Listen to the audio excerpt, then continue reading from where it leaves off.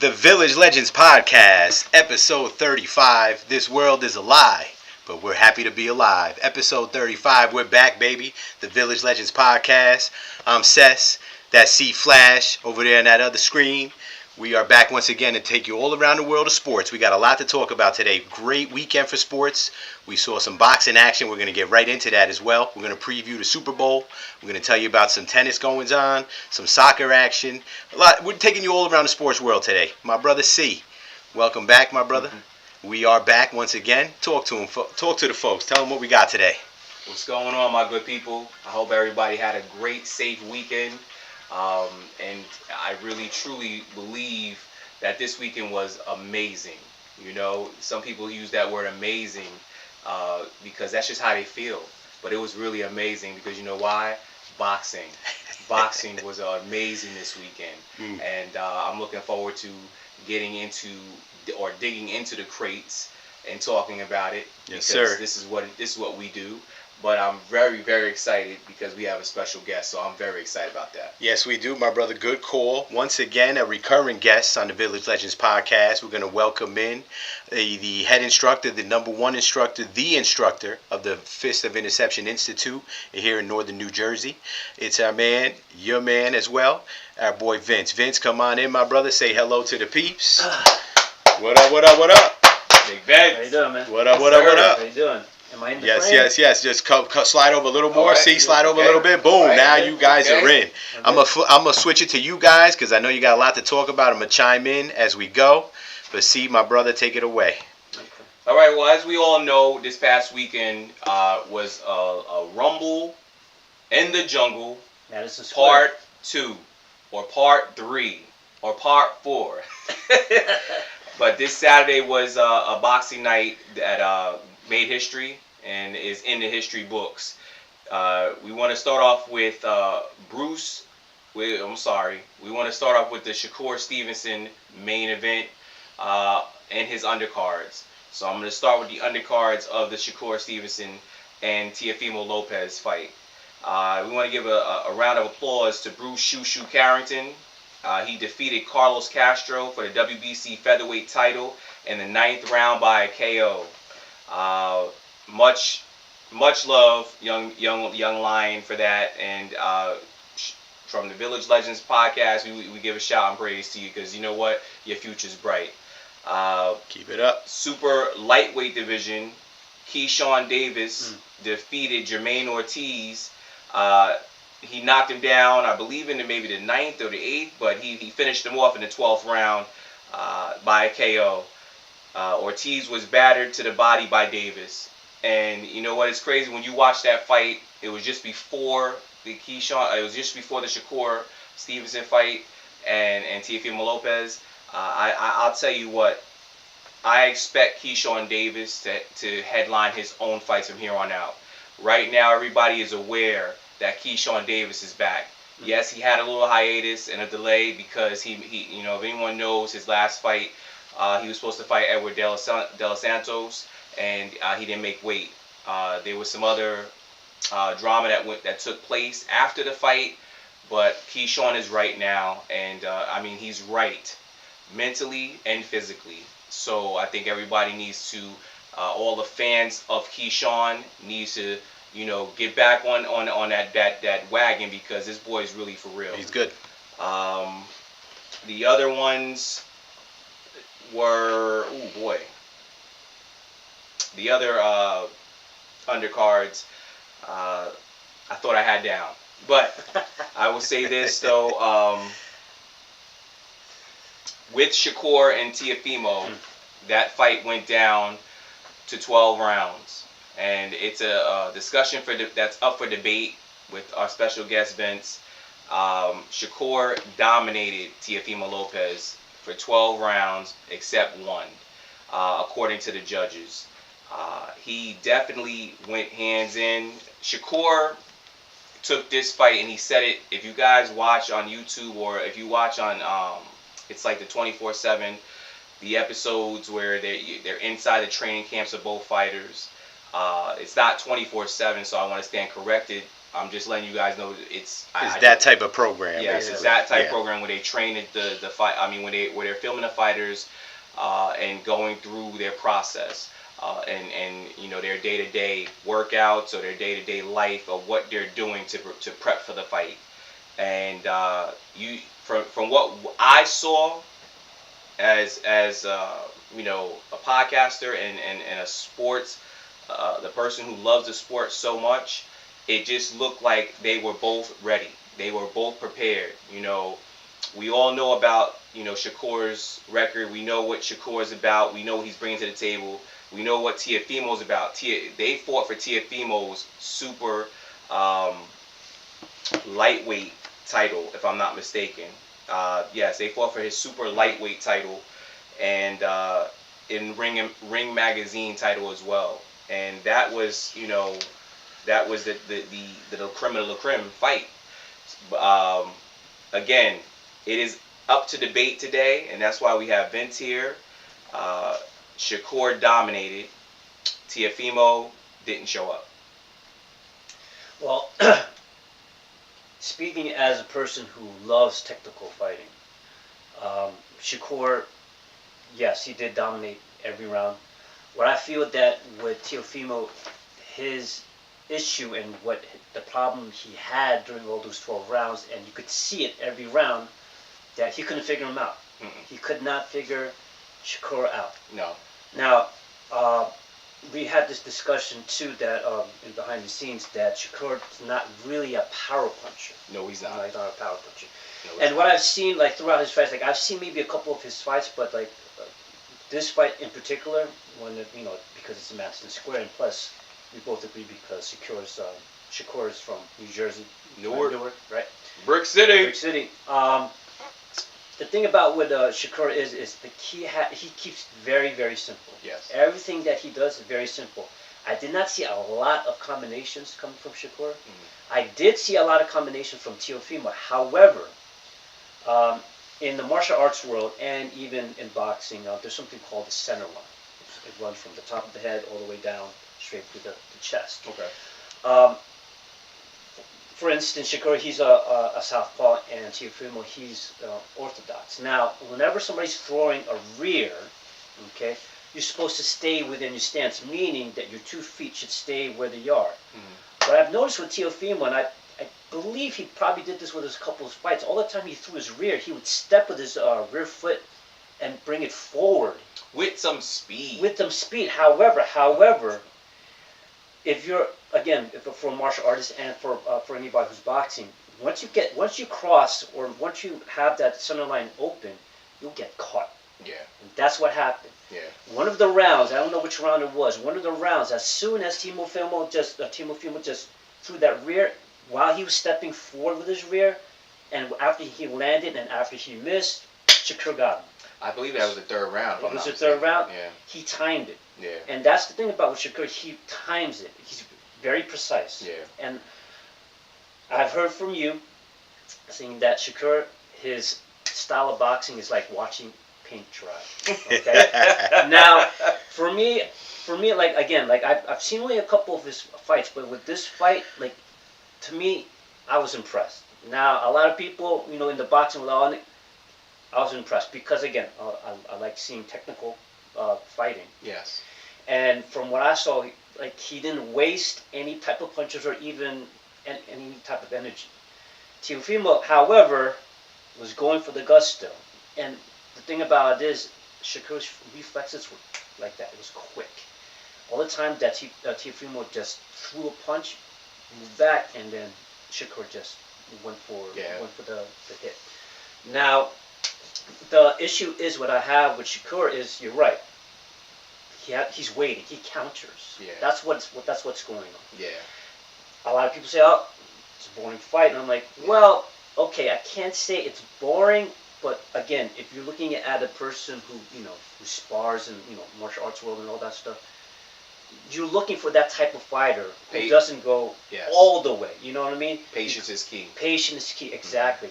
If you do not have that patience, okay, but then it's not going to go well with the crowd because they want to see an exchange. Correct. I didn't see that exchange a lot. Okay, because Shakur, yes, he was right in front of him, but he wasn't running. And a lot of people say, oh, the last couple of fights with Shakur, he was running. I'm like, No. now with this fight, No. he's standing right in front of Teofimo. The last 2 fights alone, Shakur Stevenson stood toe to toe with both of his opponents. Anyone that sits there and says that he ran doesn't know about boxing. No. Real quick, guys, Imbue Group checks in. It says this fight looked like a rematch of Bud versus Canelo. This is what boxing looks like since Mayweather. Imbue has a lot to say there. I hear you, Imbue. Now, listen, real quick, I just want to jump in here real quick, guys, because I got the same impression on the fight as you guys did, a lot of it. But I think Shakur was very sharp and Teofimo was not. And I know we're going to talk about the corners. I think Teofimo's corner was historically bad in this fight. They were brutal. But with that said, Shakur was very precise. The only thing that he lacks for me is a finisher. He has no knockout power, in my opinion. He's just a pity patter kind of guy. It's almost like Olympic style with him. He's just getting points, boom, boom. He's great at it. He's very precise. He's on point with it. But I can understand when you guys say it's not that exciting and it's kind of watching the paint dry because you're just watching him pity pat the whole time. You know. I don't think anybody was going for a knockout for this though. You know what I mean? No. I felt that for the first few rounds that I was watching, I'm like, no one's gonna knock out anybody. I think this is gonna go all the way. Because you know what? Like with Shakur, he wasn't going for the knockout. He was just trying to, I can't say win the points, but he was trying to actually really tag Teofimo. You see what I'm saying? I'll be honest. I didn't see a knockout happening even before the fight even took place. Really? It didn't take me to watch the fight. I just didn't feel that. Number one, if you're going off a resume, look at Shakur's past fights. His last 3, and which I'm actually glad we're talking about, okay, because we're going to throw some names out there. Shakur's last 3 fights, okay, includes Teofimo Lopez, by decision. Josh Padley, by decision. William Cepeda, by decision. Shakur fought Edward De Los Santos, okay, and he fought him with one hand. But this goes by with me talking with one of my my comrades, and we're aware of that. But the problem is he has the issue that Floyd had later on in his career with the brittle hands. Okay, but if you notice, I said later in his career. Later in his career. Because Pretty Boy Floyd was knocking him out. Okay, let's be clear, he was knocking him out. He wasn't running. No, he was not. And then when Floyd became Money May, he was still knocking him down. There was not even a knockdown from Shakur in this fight. So when I hear people sit there and tell me on social media, let's be clear, that's it, hey, see Flash, and hey, that's cool. I don't know nothing about boxing. Well, listen, the proof is in the pudding. Go back and look at the highlights. Look at his tapes. Right. Look at the past fights. He didn't even knock down. He hasn't even knocked down his last 3 fights. He has not knocked down a fighter. What I like about Teofimo, which he did not show up, and it's not to discredit Shakur, but Teofimo did not show up like he normally does. Teofimo lures fighters in. He gives you all types of angles. That's what I was expected to see. And he hits you with power shots. Right. I will say this, and I said this to you earlier too, Vince, because we were on air. Do you see Shakur Stevenson going undefeated in his career? I feel that if he continues... I mean, if he retires, sorry. Okay. Do you see him going undefeated if he retires? From what I see, all the fights that he has gone through, I'm not saying that, no disrespect to the other fighters, they're not big names. Okay. I mean, yes, they're elite, but were they really a challenge for Shakur? Were they really a big challenge? Now, Teofimo, I can't say it was a really big challenge because, like what you said, it seemed like he didn't show up. He was there physically, but the mind wasn't like you can see it in the first round. I'm like, you can see it. You can see it in the first round, right? So I'm like, I don't think he's here. You know what I mean? Like, listen, like the way that he was fighting, and I've seen his fight. And listen, one of my favorite boxers is Vasily Lomachenko. Yes. He beat Lomachenko.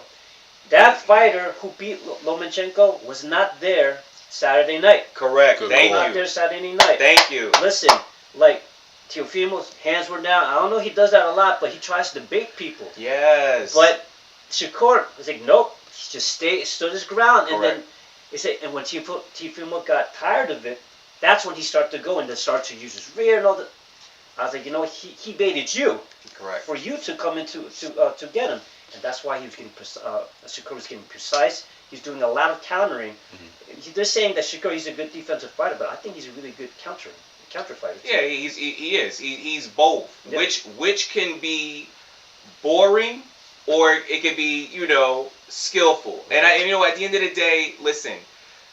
That's what they called Mayweather towards the when he became Money Mayweather. Yep. Oh, his fights are boring. Listen, any of Floyd's fights, any of Terrence Crawford's fights, there was oohs and ahs. Tell me a moment where we can say ooh, ah, or we jump off our couch when we see Shakur Stevenson fight. Just to be fair, there was a little bit of oohs and ahs, but not to the point where like everybody stood up.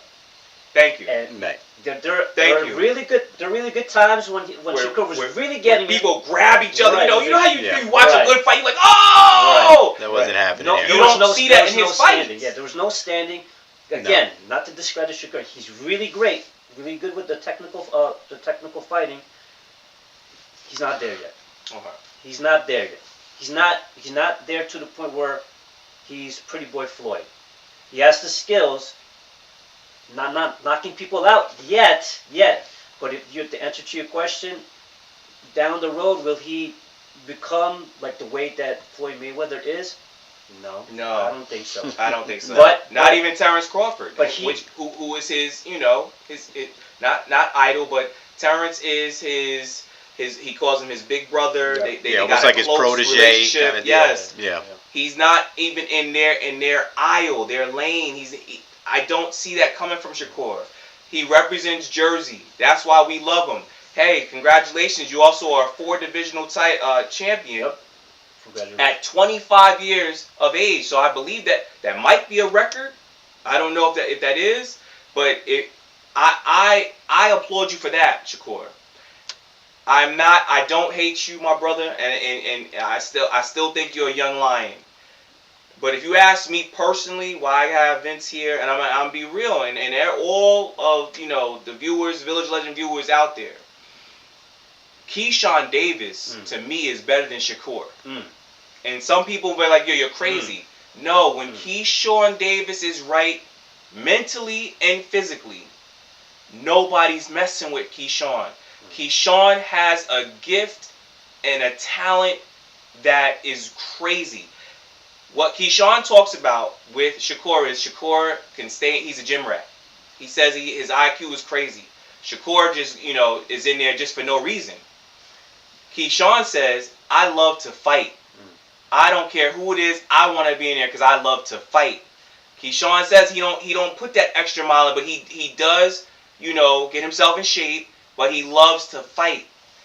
Some people just have that natural born talent and gift. That's what Keyshawn Davis has. And I'm going to tell y'all right now, if anyone who's a boxing fan, seeing what Keyshawn is about, because I want to bring up Keyshawn as well. Keyshawn in his last 3 fights, and this includes Jermaine Ortiz, who he just beat Saturday night, Denis Berenchik, and Gustavo Lemos. Okay? All stoppages. He stopped them all. Again, boxing's not about just knockouts. It is an art. I get it. But y'all need to start focusing and putting your vision. Fans, boxing fans, put your vision on Keyshawn Davis. Well said, my brother. Anything to add, Vince? Go ahead, brother. Well, my question to you is, what do you see for Shakur for the next 5 years? Now, Before he retires, one quick thing. He needs challenges. yes, That's and they're coming. He needs challenges. Right now, he has requests. He has people. You just had Conor Benn step in the ring. I was going to bring that up. Okay, Yeah. Conor Benn is a natural. He's a welterweight, but Conor he's Benn gotta go fought up. at middleweight. He's a hard hitter too. Bro. Yes. They're gonna fight at like 147. They said so. If they fight, So he's got to go up 2 weight classes. I think that Yeah. means. Go ahead, brother. So the sharks are coming. Because when you take the title, I mean, when you take the face of, or if you put the title to the face and you call yourself the face of boxing, Right. and then everybody sees the show that you put on right on Saturday night, oh, they're coming. Right. Now, I will say this. I can see Shakur going all the way up to 154, but I don't see him going any further than that. Yes, and 154 is super welterweight, for those who don't know. I think if he goes up in weight, I think he can dominate welterweight, but he needs those challenges though. He needs those challenges because if he's still going in the rate that he's going now, and the other 3 fights that just decision, but this is more of like, this is also a decision too, and there's no stoppage. I can't really say, but as a person who loves boxing as well as much as you do, I feel that Shakur can be the face of boxing. However, if with fights like this, I mean, Teofimo, great fighter, not taking anything away from him, but his next fight has to be as great as this. It has to be. Good call there. You can't have another fighter. I'm not saying I can't discredit other fighters that came before Shakur, before this fight. You need to have a big name fighter who has the skill, who has the power, but it has to be greater than this fight, and that will actually also determine Shakur's, I can't say legend, but his path towards being one of the greatest boxers of this time, of this era. I agree. Teofimo has mentioned that he's going up to welterweight now. Okay. I think we all could sit and agree that if Teofimo loses one more fight, his career is pretty much done. I would say so. I think it's pretty much done. And he's got to get his pops out of his corner too. You know what? He's got to get him out of there. Now I can't say. Yeah, there's a lot of stuff going on with his father. Right. And again, there's people that ride and die with their fathers as their trainers, and it reminds me of Danny Garcia, who just retired last year. Did he retire? Yeah, he did. Oh boy. Danny is completely done with boxing, and but his pops, man. His dad reminds me a bit of Teofimo's father. Just had a lot of mouth, but you know what? They knew their sons could back it up. Right. Teofimo is a lot more talented than Danny Garcia, and again, shout out to Danny Garcia because I think Danny was, Swift Danny Garcia was the man as well. Yeah, that hook, man. But Teofimo, if Teofimo could just get out of his own way and show up when the bright lights really matter, Teofimo, I'm still a fan of yours. I've been watching you for a long time. I really believe you still got it, brother. But if you let it go and you lose another fight, it's over for you. Yeah. I think what Teofimo has to do at this point is, I can't say change his game plan, but he has to stop making bad habits. Yeah. Stepping with the rear, stepping with the rear foot, coming with the rear hand, that's not good, man. You get caught and your center line's open. Once you get that center line open, you get caught, and he did. Yeah. And if people see that, then that's going to be a blueprint to beat Teofimo. So that's on me. And you know what? To go back to that, because I believe what's the fighter that Teofimo fought and he lost his belt to? Oh, I know he's got 2 losses now. But Kambosos hit him, and Teofimo came in and was set up. Kambosos hit him with that overhand right. Kambosos is a hard hitter too. Man. He showed that. He showed that, and he caught Teofimo off guard, and he hit that ground. Yeah. I think Kambosos is the only one that I've seen, that really, even though I still don't think Teofimo lost that fight, and some people could debate me on that too. I would have said a draw, right. Because Teofimo came back and did handle his business as well. Right. So, at the end of the day, that was one hard shot. So, I gotta ask you. Sure. If Shakur Stevenson, fellas, does not develop with power and improve on his power, Where does that leave him futuristically? Because you can't just keep fighting 12 rounds. Well, that's the thing. He needs challenges. The only thing about it is if he gets caught with a really good hit by another boxer, and he's still fighting the same way, and that goes with a lot of fighters. Just fights the same way and doesn't change their game plan. That doesn't change the way they fight. Mm-hmm. When Manny Pacquiao got knocked out, I forgot was He fought Marquez. Marquez Fought him four times. So the time that he got knocked out, I'm a big Manny Pacquiao fan. Okay. However, when he got knocked out, he had to change the way he fought. Correct. So the next person he fought was who's that Garcia guy? What's his first name? The one who fought in China. My apologies, people. But that next fight, he started to pivot a lot more than the way that he normally just goes in. Yeah. So Manny Pacquiao changed his game plan, the way that he fought, because he knew that the way that he kept going, and especially going with the aggression. Yeah. It wasn't going to work. No. So now you see that he changed everything he needs to do. If Shakur can do that and not be, like what you said, boring to the point where, you seem like paint dry and all. Mm-hmm. I mean, listen, I think the reason why he fought the way that he was fighting Teofimo, because I think he knew that he wasn't going to really go after him like that. No. That's why he stood right in front of him. Yeah. He, like what you said, that he watched these tapes. I think he knows Teofimo than Teofimo knows himself. Correct. You see what I'm saying? But to answer your question, the way that Shakur is fighting now, and if he keeps fighting the way that he is for the next few fights, we'll see. It's just you need a challenge. That's what he needs. The dogs are barking. Right. The sharks are coming. Yeah. we gonna see. Let me jump in here. My brother Pop chimes in. He says, it sounds like Stevenson's opponents are handpicked at an early age. There's definitely something to that, my brother. Let's keep it moving. We spent a half hour on that. That's awesome. Secure. By the way, let's stay right there, Vince. Let me bring him out. Thank you so much to my man Vince, head instructor of the Fist of Interception Institute. Vince, let the people know where they can find you online, my brother. Give them the socials.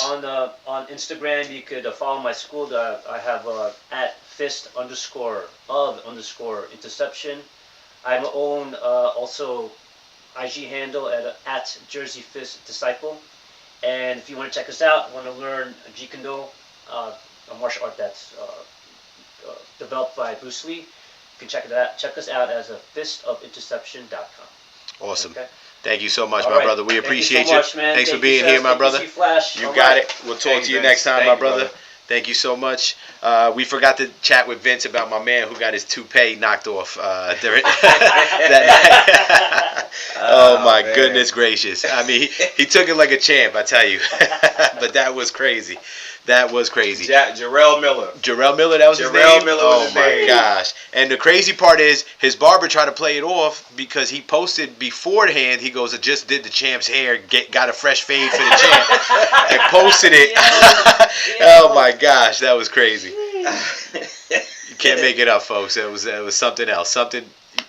You don't see that every day, I tell you that. Something new every day. Anyway, my brother, we move on from boxing. We spent a nice time there with that. Great speaking events and getting our perspective on that. We move on to the NFL, brother. There's only one game left in the National Football League. Yes, it is. Folks, and that is the Seahawks and the Patriots. Yes. Jet fans, my condolences once again. Sam Darnold is in the Super Bowl. And Drake May on the other side with Mike Vrabel, bringing back that winning culture, my brother. What do you think? I mean, I know they're going to say they had an easy road to get there, but they're there. They're in the big game. And it's go time, my brother. We got to include not just Jets fans. We got to include Carolina, the 49ers. We got to include Minnesota. Oh, that's and right. And Minnesota's, where Darnold's last stop. You have... what's the star wide receiver from Minnesota? Jefferson. Yes, Jefferson. Justin Jefferson. Justin came out and said, "Hey, if we had him, we would be right now in the playoffs, or we'd probably be in a better position." I don't know how J.J. McCarthy should handle that or shall receive that, because that could be, J.J. could probably be offended. But knowing J.J. McCarthy, because I'm a Michigan fan, everybody knows I'm a Michigan fan. Everybody knows. J.J. McCarthy is strong-willed, and he would probably say, you know what, I have to play better. I got to stay. J.J. is a talented quarterback. So with J.J., he just has to take care of his body, because he's showing that he's injury prone. There was things that I think we might have missed also before we even get to the Super Bowl. Go ahead, brother. Brian Dable has received a job with the Tennessee Titans. I know that for those who already might say, hey, we know this. Okay, cool. I'm just going to say it anyway. Todd Monken is now the Cleveland Browns the next Cleveland Browns head coach. Next in line. Joe Brady is the head man at Buffalo, and I think Joe Brady is a talented play caller, and he's going to be a good head coach moving forward. That was also what Josh Allen referenced. I believe that Josh Allen had a lot to do with Joe Brady staying in Buffalo. Because he's been under his tutelage as the offensive coordinator. Joe Brady won a national championship with Justin Jefferson, Joe Burrow, because he was the offensive coordinator with LSU when they won a national championship. Imagine the tools that he had when he was down there. So that must have been fun. And yes, it is, folks. Without a doubt, we call it the holiday, the Super Bowl holiday, all this week. From Monday all the way down to Sunday. Sess, who do you have for the Super Bowl? Bad Bunny will win the Super Bowl, my friend. He is going to take it. Halftime is probably going to be better than the game itself. Now, actually, listen, if you guys been watching this show, and my brother, I've been with him the whole year, the Patriots will win the Super Bowl. I'm riding this train with Mike Vrabel. Drake May has the tools. Although, as a Giant fan, I would love to see Darnold win it. But I think the Patriots are going to win it, brother. I think it's going to be low scoring. I think it's going to be 19-13 as the final. I'm going to even give you a score, my brother. 19-13, the Patriots are going to take it. How you seeing it? Not so fast. I will stand on this and say to all that are all our viewers at Village Legend Podcast, yes, I'm going with the Seattle Seahawks to dominate. They are good on all phases of offense and defense. Special team is not even that bad. They got good coaches, and I believe we're going to see one hell of a Super Bowl. I wouldn't be surprised if the Seahawks beat them by 2 scores. Wow. Interesting. I'm not good with giving scores out. I don't want to even put a score on this, to be honest. No problem. So hey, I you wouldn't be surprised if they blow them out, though. You said it. If they beat them by 2 scores, so we'll take it. With that being said, I really, got to say that I'm just going to stick with the Seattle Seahawks to beat them straight up. Pop, once again, going against you. He's got the Patriots. That's right, Pop. I think it's the Patriots as well. I think it's their season. I think they... can't knock either team, though. They both had a great road to get there. It's going to be exciting. Well-coached teams. That's what we can say. They're well-coached. Yeah, that's a great point, my brother. Well-coached teams. They have earned their way there. And it should be a fun Sunday, my brother. Anything else to add with the Super Bowl? Any tidbits? Not with the Super Bowl. Just want to talk real quick about reality. And some people might say, oh, well, he's, C-Flash is slowing down the train. Yes, I am. I want to talk about the Rooney Rule in the NFL. To my understanding, the Rooney Rule, all right, is in place. This season, this off season, it disappeared. It went into a closet, or they put it inside of some type of chest and put a padlock on it. Out of about maybe 9 or 10 openings, you mean to tell me there was not, besides Robert Saleh, who was Lebanese, there were no other coaches of color in the NFL to be picked for a head coaching job? We need to understand that that's a problem. And for all our viewers, and on today's show, this was something that I talked with my partner about, Sess, because enough is enough. And it's important. We will continue to talk about stuff like this because, hey, Mr. Goodell, Roger, I said Mr. to be nice, but Roger, it's time to wake up. And you know what? I know you've heard this numerous times already. So it's not just from our show, but we're going to let it be known. Hey, Roger Goodell, we see all this equality and all this other stuff that you're putting on an NFL fields come Sundays. What is going on here? That we went away from the Rooney Rule. So, let's get back to that. Well, the Rooney Rule is still in effect. The rule is they have to interview at least two candidates, either minority or female. I truly don't believe that. I truly don't believe that even went. That even I want to see that. Yeah, I want to see the list, man, because the amount of players in the NFL and throughout history, and the greats of the game that have come through the NFL, so many were persons of color. So many of the greats, so many of the records in the NFL are held by persons of color. So to say that they can't lead your team to victory is just bonkers. It's always been bananas to me, so it's ridiculous. Anyway, my brother, I totally feel you on that. We'll keep talking about it here on the Village Legends podcast, folks. What else you got, bro? I know it was a snub. Oh, some call it some call it a snub. How is it that some call him the greatest NFL coach of all time did not get in the NFL as a first ballot? As a first ballot, Bill Belichick didn't get into the Hall of Fame. Again, who did he piss off? Who votes for the NFL?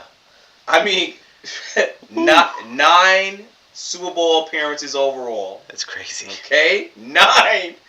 6-time Super Bowl champion. Okay, 2 as a defensive coordinator with the New York Football Giants. Tell me, what are we missing? I'm going to tell you, Sess, I'm just going to lay it out there. Tell me. I believe they left him out because the politics took place. Some feel not happy with Bill Belichick because of Spygate and Deflategate. So does that mean we leave the great Tom Brady, the GOAT, who we all consider the GOAT, as the greatest quarterback of all time, off of the ballot because he was part of those teams where Spygate was mentioned and the Deflategate? What do you think? It's a tough one. No, of course, not a tough one. They both got to be in. I mean, they both got to be in. You know what? I call it gamesmanship more than cheating, to be honest with you. I hate to say it like that, but I do call it gamesmanship. I mean, you know me. I'm a ball player. I'm a baseball player for life, and we steal signs. That's what we do, and that's what I mean, that's what the game's about. We try to do it. I'm just saying, when you're on the other side and you're looking at the guy giving the signals, you're trying to figure it out. If I'm on second base, and listen, Aaron Judge, don't think we don't see you. Every time you got a man on second base, my boy's going like this for a slider. He's going like this the other way for a curveball. Come on, we see it, bro. It's cool. It's gamesmanship. So both Brady, to answer your question, and Belichick should be in. I mean, Belichick, maybe he pissed some people off so they make him wait one more year or something. That's fine. But, what are you going to do? Well, I'll tell you what, Sess. We are not the sports writers who hold grudges. That's true. Because they don't get an interview.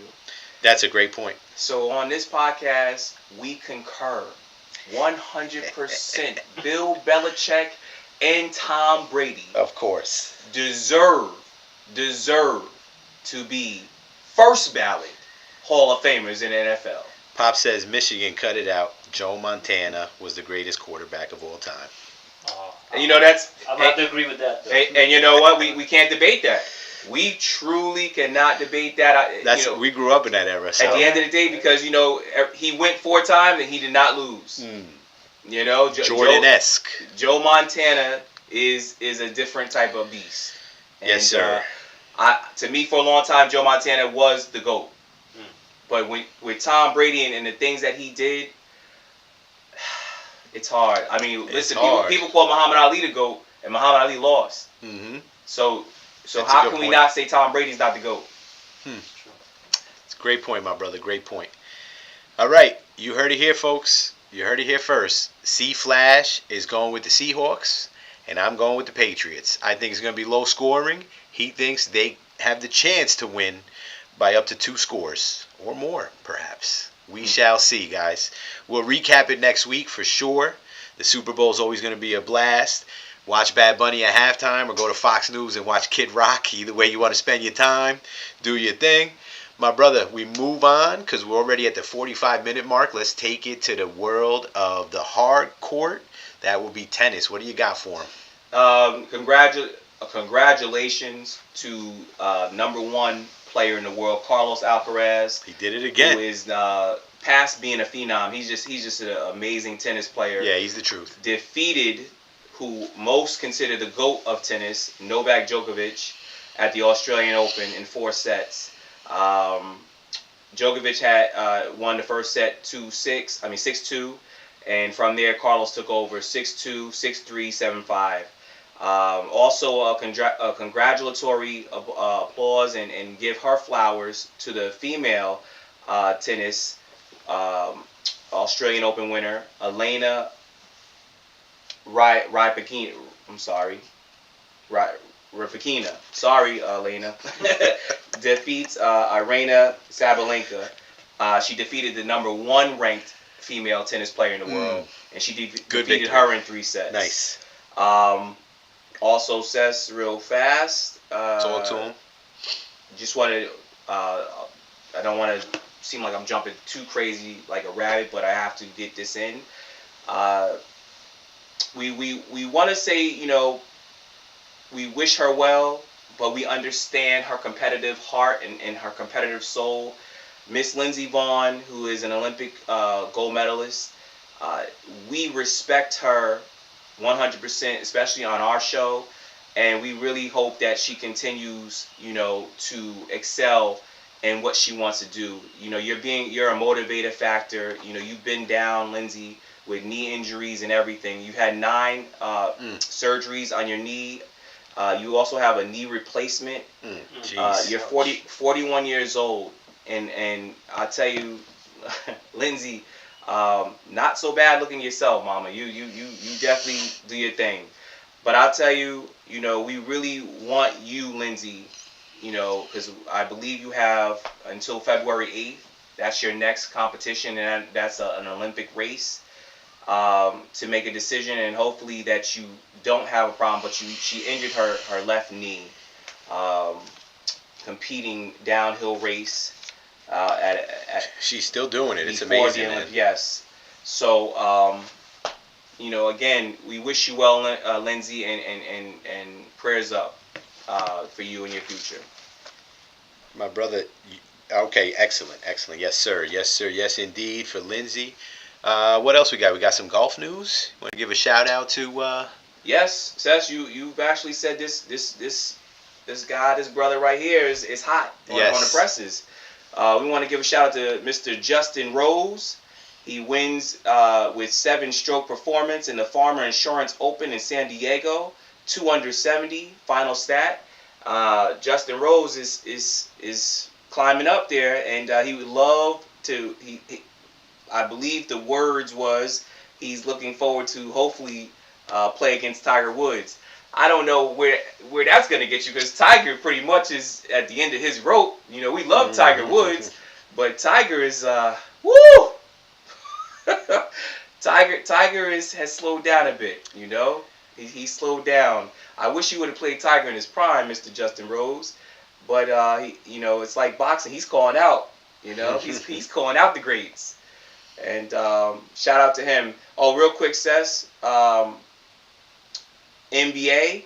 Yes. Before we Keep close it going. out. Talk to him. Top 5 power rankings. Oh. Who do you have? Oh, man. Listen, my Knicks have won 6 in a row. Yep. So they are number 1 on my list. Mm-hmm. And number 2, I got the Spurs. And 3, 4, and 5, I really don't have. So take it away, my brother. I got 1 and 2. Okay. 3, 4, and 5. It doesn't matter at this point. After the All-Star break, I'll hit you with them all the time, my brother. Talk to him. OKC, I got it as number 1. Yep. Detroit, number 2. Denver, number 3. Houston, number 4. And number 5 is San Antonio. Nice. I gotta have OKC in there, so I'll give a top 3. I'll put OKC in there, my brother. What else we got, my brother? Anything else? No, that's pretty much Let's touch it. base. Soccer news. I know you want to give a shout out in soccer before we go, right? Oh, yeah. Thank you. Thank you for reminding me, my brother. Yep. Thank you.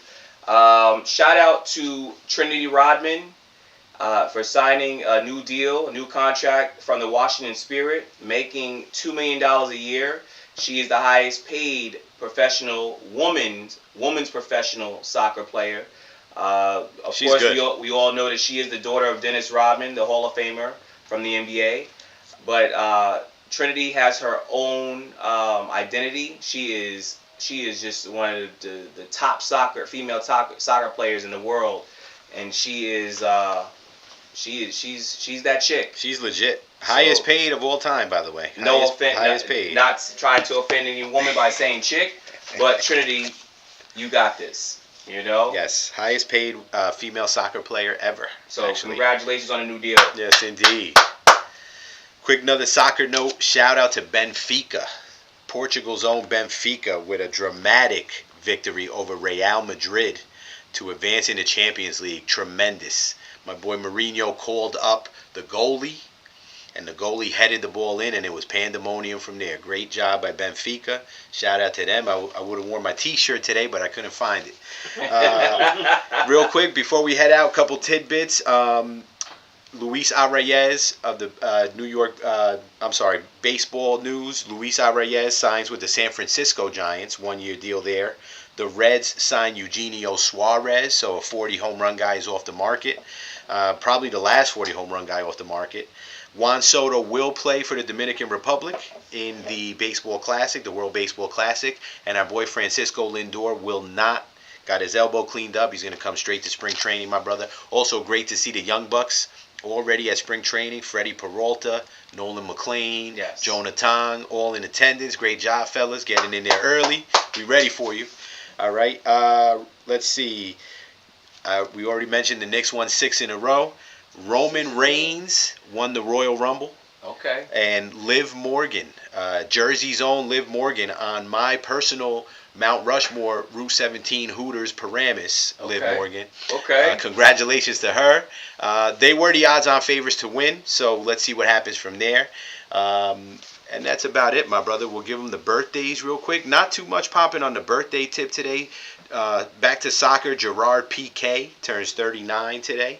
Okay. And small forward, I guess he was a small forward. Remember Sean Elliott from the San Antonio Spurs? He was a good three-point shooter. Shooting guard, small forward. He turns 58 today, 58.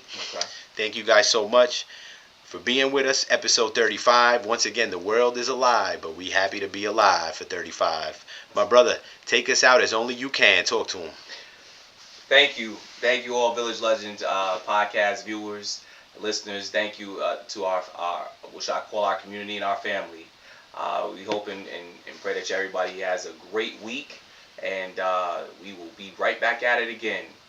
So, always think sports. Peace.